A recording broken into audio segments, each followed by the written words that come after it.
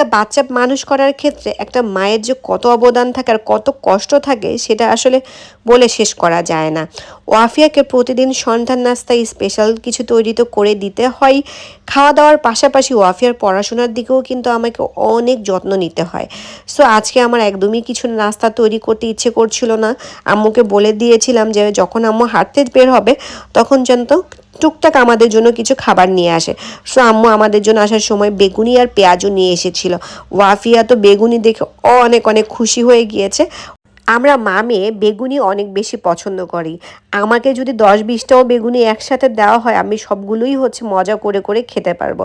আর দেখো পেঁয়াজুটা ওয়াফিয়ার মুখের এক্সপ্রেশন দেখো, আমি জাস্ট অবাক যে এত সুন্দর এক্সপ্রেশন দিতে পারে মাশাআল্লাহ।